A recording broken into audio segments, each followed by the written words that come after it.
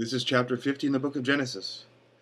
Joseph threw himself upon his father and wept over him and kissed him. Then Joseph directed his physicians in his service to embalm his father Israel. So the physicians embalmed him, taking a full 40 days. That was the time required for embalming.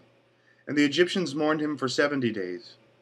When the days of mourning had passed, Joseph said to Pharaoh's court, "If I have found favor in your eyes, speak to me, Pharaoh, for me. Tell him. My father made me swear an oath and said, I am about to die. Bury me in the tomb I dug for myself in the land of Canaan. Now let me go up and bury my father there. Father, then I will return." And Pharaoh said, "Go up and bury your father, as he made you swear to do so." So Joseph went up to bury his father. All Pharaoh's officials accompanied him, the dignitaries of his court, and all the dignitaries of Egypt, beside all the members of Joseph's household and his brothers and those belonging to his father's household. Only their children and their flocks and herds were left in Goshen. Chariots and horsemen also went up with him. It was a very large company. When they reached the threshing floor of Atad, near the Jordan, they lamented loudly and bitterly. And there Joseph observed a 7-day period of mourning for his father. When the Canaanites who lived there saw the mourning at the threshing floor of Atad, they said, "The Egyptians are holding a solemn ceremony of mourning." That is why that place near the Jordan is called Abel Mizraim. So Jacob's sons did as he had commanded them. They carried him to the land of Canaan and buried him in the cave in the field of Machpelah, near Mamre, which Abraham had bought as a burial place from Ephron the Hittite, along with the field. After burying his father, Joseph returned to Egypt, together with his brothers and all the others who had gone with him to bury his father.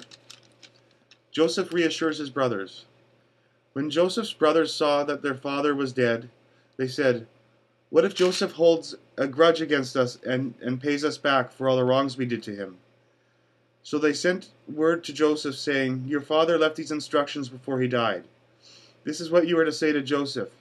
I ask you to forgive your brothers the sins and their wrongs they have committed in treating you so badly. Now please forgive the sins of the servants of God your father." When the message came to them, Joseph wept. His brothers came down and threw themselves down before him. "We are your slaves," they said. But Joseph said to him, "Don't be afraid. Am I in the place of God? You intended to harm me, but God intended it for good things to accomplish what is now being done, the saving of many lives. So then don't be afraid. I will provide for you and your children." And he reassured them kindly and spoke kindly to them. The death of Joseph. Joseph stayed in Egypt along with his father's family. He lived 110 years and saw the 3rd generation of Ephraim's children. Also the children of Machir, son of Manasseh, were placed at birth on Joseph's knees.